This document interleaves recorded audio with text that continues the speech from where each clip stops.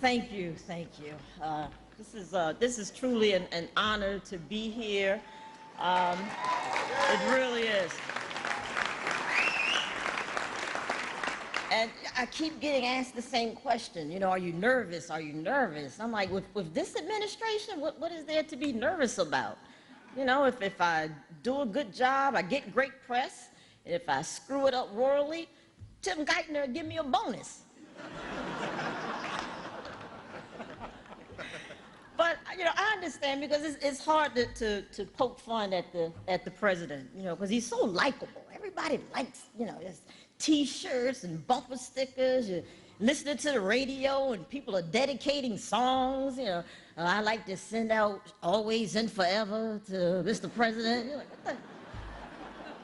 People love you, you know, and even the media. You know, you guys have been very favorable towards the president. You know, it's funny to me that they've never caught you smoking, but they somehow always catch you with your shirt off. I know you're into this transparency thing, but I don't need to see your nipples.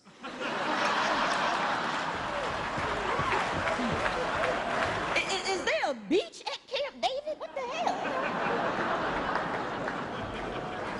You know, there was never a nipple portrait of Lincoln. I'm sorry.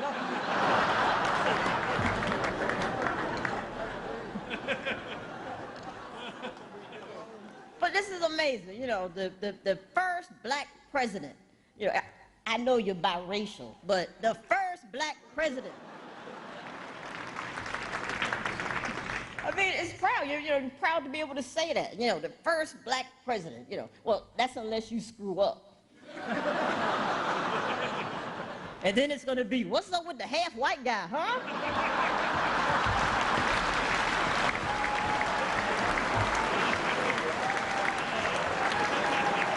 Who voted for the mulatto? What the hell? What?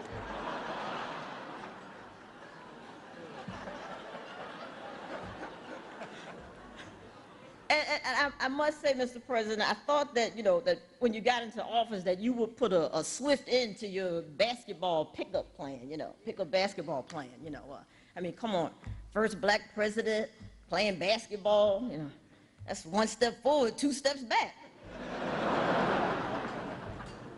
And really, are you any good? I bet you think your game is really nice right now, don't you? Yeah, you really think you got good moves, huh? I mean, come on, nobody's gonna give the president a hard foul with the Secret Service standing there.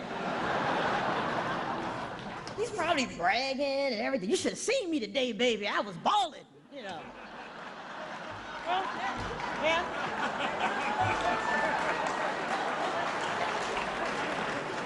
They just stroking your ego, like, oh, Mr. President, you really shook me that time, you know. I thought you were going this way, and then I saw Secret Service do this, so I went that way, and right to the hole, sir, right to the hole. But that's the thing about you, sir. You're so likable because you're so accessible. You know, playing basketball. You know, I bet you rappers even give you their demo, don't you? You know, hey, can you get this to Jay-Z for me? Yeah. And you're taking the first lady out on dates. I mean, I wouldn't be surprised if I walked past the White House and see you out there mowing the lawn. Don't let him get a John Deere, please, please, don't let. But that's, and you just hang out. And I think you hang out too much. Like, what was that? You and Joe Biden now getting the hamburgers. The two of you can't hang out together? I mean, whose idea was that? Nancy Pelosi's? Hey, why don't you boys go out and get a bite?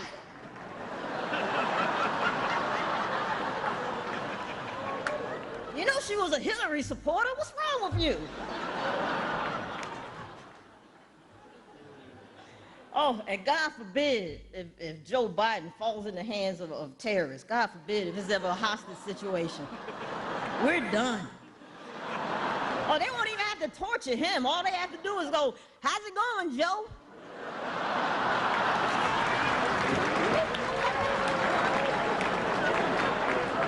They come back with stacks of information.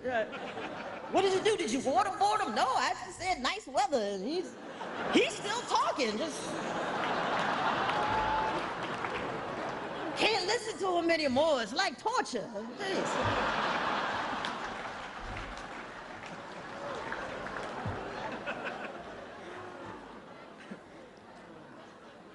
And see, so if you guys are running out like that, that's why the Secret Service, man, come on, you guys, you got to stay on point, all right? You got to step up your game. You made me a little nervous when those shoes got past you, you know.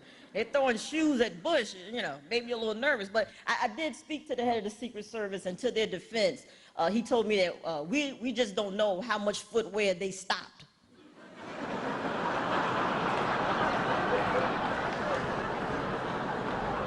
Oopsies. I gotta say this about President Bush, man, he knows how to leave town, right? I mean, we haven't heard anything from him. He's just quiet. He left like that house guest who breaks something in your house and heard him get out of there before you find out.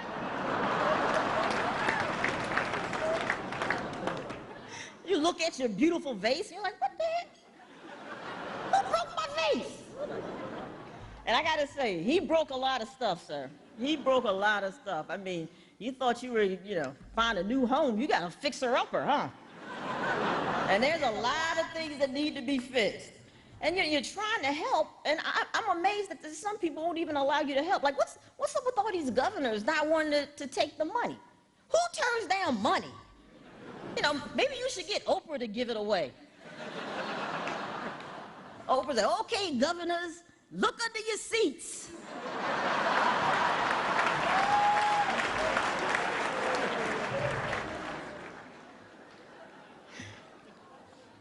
I know Governor Palin, she's not here tonight. She pulled out at the last minute. You know, somebody should tell her, that's not how you really practice abstinence.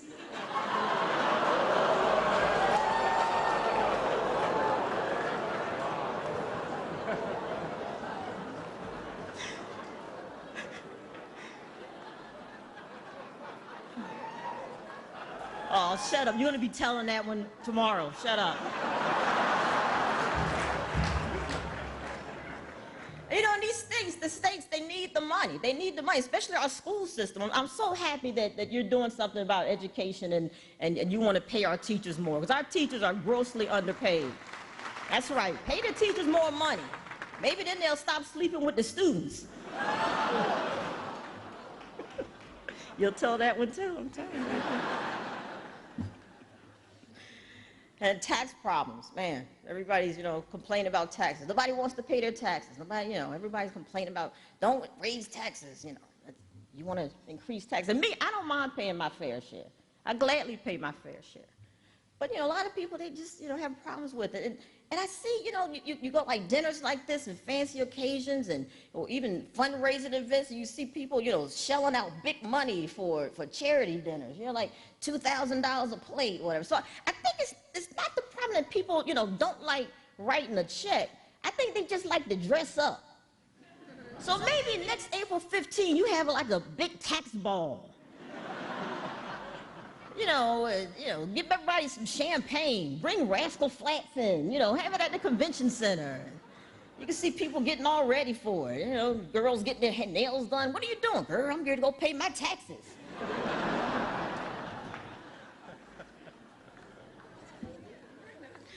And the First Lady, beautiful as always, looked very nice, and you know, and how dare you people give her grief about bearing her arms. I mean, the country is broke, all right? Sleeves cost money. And you have lovely arms, so I'm glad you're showing off your arms. That's right. That's why also you let, you know, some of these little floozies out here know. And you can try some funny business if you want to, but you're gonna get one of these babies around your neck. And you have beautiful arms, like some of the previous First Ladies. Yeah, they needed sleeves. I mean, some of them needed ponchos. Good grief. I didn't name any names. But you do need to keep your armors to yourself sometime. You know, yeah, you know, you went over to London touching the Queen. You can't do that. You over there patting the queen on the back like she just slid into home plate. Way to go, queen.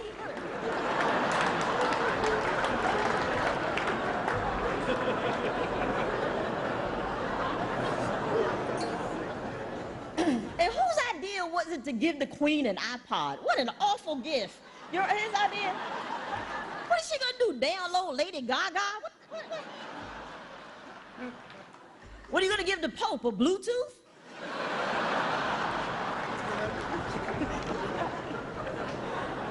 You should have given the queen something, you know, like a memento of our country, something that says America, you know, give her Texas.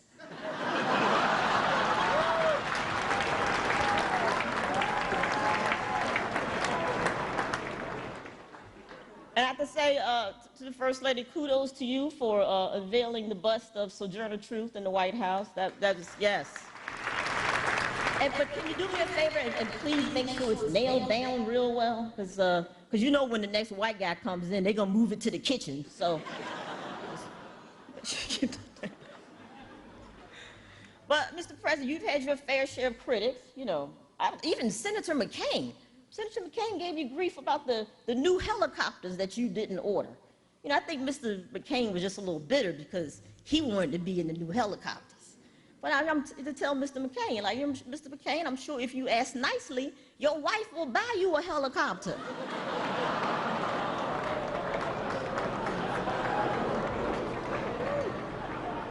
Rush Limbaugh, one of your big critics, boy, Rush Limbaugh said he hopes this administration fails. You know, so you said, I hope America fails. You're like, I don't care about people losing their homes or jobs or our soldiers in Iraq. He just wants the country to fail. To me, that's treason. He's not saying anything differently than what Osama bin Laden is saying. You know, you might want to look into this, sir, because I think maybe Rush Limbaugh was the 20th hijacker, but he was just so strung out on Oxycontin he missed his flight.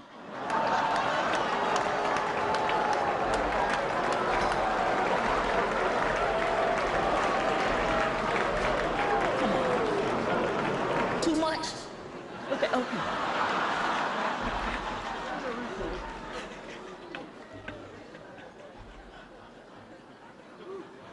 But you're laughing inside. I know you're laughing inside. Rush Limbaugh, I hope the country fails. I hope his kidneys fail. How about that?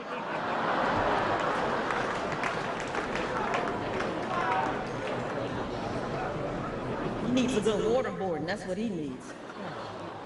Sean Hannity said he was going to get waterboarded for charity for armed forces. He hasn't done it yet, I see. You know, talking about he can take a waterboard. Please, yeah, okay, yeah, you might want to get waterboarded by someone you know or trust, but, you know, let somebody from Pakistan waterboard. Keith Olbermann, let Keith Olbermann waterboard him. He can't take a waterboard. I can break Sean Hannity just by giving him a middle seat in coach.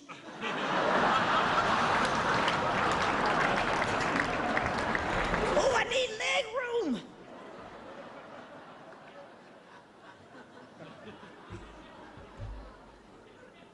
Dick Cheney, oh my God, he's a scary man. It scares me to death. I tell my kids, I say, look, if two cars pull up and one has a stranger and the other car has Dick Cheney, you get in the car with the stranger.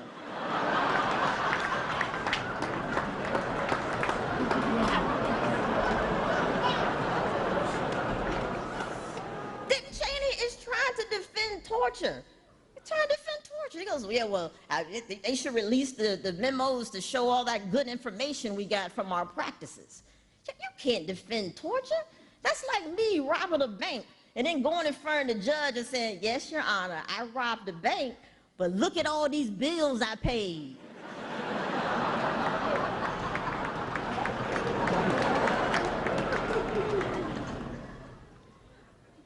And finally, so they even gave you grief about the dog, about Bo.